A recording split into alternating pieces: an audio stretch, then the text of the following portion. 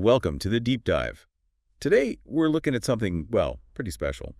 It's a set of 6 letters.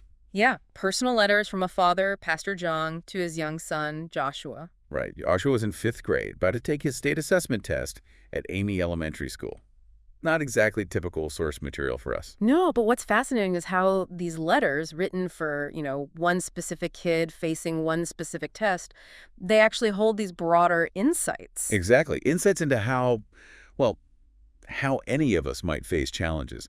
It makes you think about just simple encouragement. It really does, the power of it. So that's our goal in this deep dive, Hmm. to unpack those themes. Because even though Joshua was facing, a school test, the things his dad talks about, calmness, courage, that kind of thing. Totally universal. Right. Relevant to any test we might face, big or small. We're hoping to pull out some useful nuggets here. And the structure helps. Pastor Jeong focused on one theme each day leading up to the test. Yeah, which seems like a really smart way to do it. Yeah. Keeps it manageable. Avoids overwhelm, probably, and gives us a great framework to dig into each one. Okay, so let's start. Day 1 was all about calmness. Pastor Jeong starts by just acknowledging how Joshua might feel, saying something like, and that's okay. Then he gives us really direct advice. Just take a deep breath.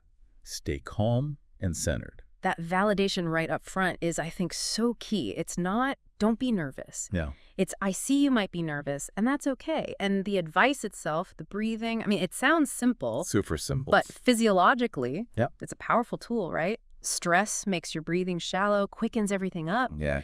Taking that deep breath can actually interrupt that cycle. It helps ground you. Makes you wonder how often we consciously use it ourselves. That's a good point. I probably don't enough. Yeah. He also reminds Joshua about his inherent value. He says, Mommy and I are already so proud of you, especially your love for science, space, and engineering. That curiosity is a gift. Ah, I love that. He's anchoring him in who he is, Not just this test, this event. It's about his passions, his curiosity. Exactly. It suggests that, whatever happens with the test, those core things about him don't change. That builds resilience, doesn't it? It absolutely does. Mm. Your worth isn't tied to the outcome. And then there's this just incredibly comforting line. Whatever happens, we'll always support you, love you, and be right here by your side. That's the safety net. Unconditional support right there. Totally. Knowing that, feeling that secure base, it must significantly reduce the pressure. It frees you up a bit. Yeah, it frees you to focus on the task, maybe, instead of worrying about disappointing someone or feeling bad about yourself. Spot on. He wraps up day 1 with, stay steady and trust yourself. It's pretty actionable. It is. Grounded. Believing in yourself. It's foundational, really. Without some self-trust, doubt just creeps in, doesn't it? Oh, absolutely. And staying steady. That sounds like keeping your focus when things get tough. Right, not letting the external stuff derail your internal game plan, basically. Okay, so that sets a great foundation. Let's move to day 2, which is about courage. Okay. And here it feels like a bit of a shift, from managing the nerves to fostering something more proactive. Yeah, he writes, I know you are a strong and brave boy, especially in your heart. I like that in your heart part. It's Yeah. about inner strength. Not just outward appearances. Then he says, taking a test can be challenging, but I believe in you. I know you'll face it with courage because you are stronger than the test. Ooh, that distinction. The test is one thing, your inner strength is another. Yeah. It reframes it, doesn't it? The Yeah. test is external, but courage, that's inside you. And that simple phrase, I believe in you. So powerful, especially from a parent. Huge. It's a massive confidence boost. You ever feel that? Someone else's belief just kind of lifts you up. Definitely. It can make a real difference. And he loops back to the day 1 message too. Keep going, stay steady, and trust your strength. Yeah, he's layering these themes, building them up day by day. Like creating this internal script for Joshua. Exactly. Which leads us nicely into day 3, peace. This one starts similarly with the breath. Take a deep breath, feel the air fill your lungs. But then he adds, and know that with each breath, peace can find you because God is with you. Right, so here he introduces a spiritual element. Yeah. How might someone connect with that idea of finding peace if maybe the specific mention of God doesn't resonate with their own beliefs? Well, I think the underlying idea is pretty universal, isn't it? Finding peace through connection, maybe a feeling of being part of something larger than just yourself. Okay. For some, that's God. For others, it could be, I don't know, nature or community, or even just that sense of interconnection through mindfulness. Right, like meditation or something. Exactly. And the tool he suggests, focusing on the breath that remains practical and, well, secular. Anyone can use that to find a bit of calm. That makes sense. He follows up with this lovely bit. Let your heart be still, your mind be calm, and your spirit be steady. It feels very holistic. It really does. Addresses the emotions, the thoughts, that sort of deeper sense of self. Peace isn't just quiet. It's like an active inner state.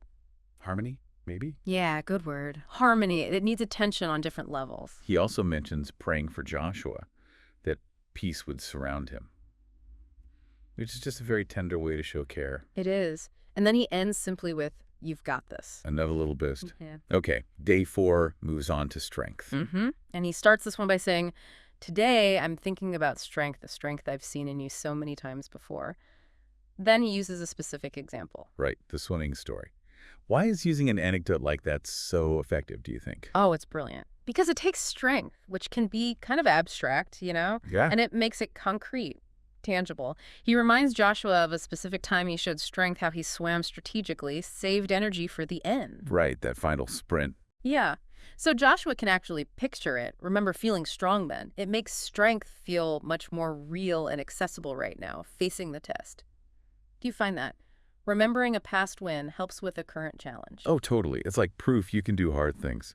So Pastor Jeong connects that swimming strength to the test, saying he prays God gives him that same strength to stay calm, stay focused, and do your very best. See? He's weaving it all together again. Strength linked to calm, to focus. It's all connected. And he adds that reminder about preparation. Yeah. You've prepared well, and I believe in you. Covering all the bases, the inner quality, the practical work done, the belief. And the ending for day 4 is great, calling back to the swimming, finish strong, just like you always do. Such a powerful, specific encouragement.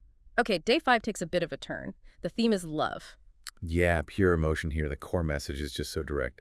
I just want you to know how deeply you're loved by me, Mommy, and your brother. Simple but profound. Why is that feeling, just knowing you're loved, so critical when you're up against something difficult? Well, it provides security, doesn't it? A sense of belonging. It fights that feeling of being isolated or the fear of, like, letting people down. Right. Knowing you're loved no matter what.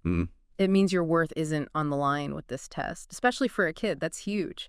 It reduces the anxiety, gives more emotional freedom. He really emphasizes that with lines like, when you feel tired, overwhelmed, or unsure, remember this. You are never alone, and we are always here for you, that constant presence. It's incredibly reassuring. It's like that invisible safety net again, knowing you don't have to face things completely alone. Yeah. He says you are surrounded by love every single day. Just reinforcing that core feeling of support. And the encouragement for day 5.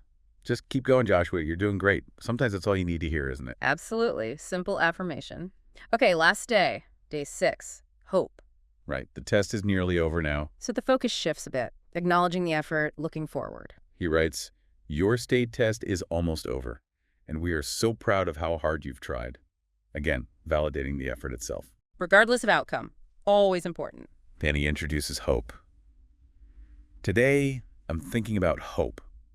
Hope in the amazing person you're becoming and all the possibilities ahead of you.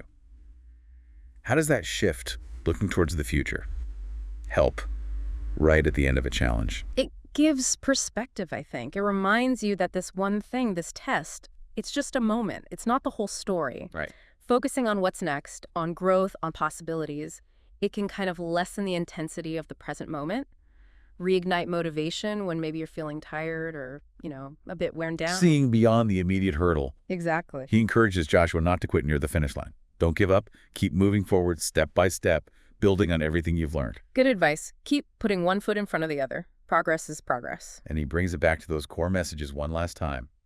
We believe in you, and we love you so much. And ends with that simple promise. Always here for you. Such a consistent thread of support all the way through. It really is. So we've walked through these 6 themes: calmness, courage, peace, strength, love, and hope, all from a dad to his son. But that question Pastor Jeong poses at the end, it really makes you think.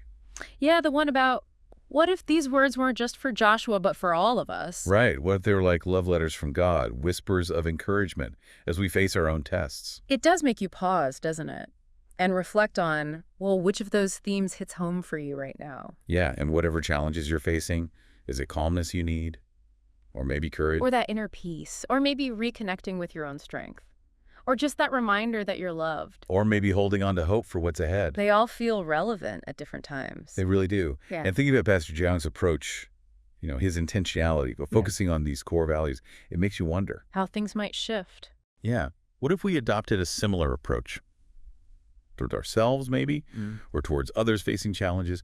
Could that intentional focus on things like courage or peace or just reminding someone they're loved? Could it build more resilience? More self-compassion, perhaps. A better appreciation for our own inner stuff. Exactly. It's definitely something to mull over long after we finish here.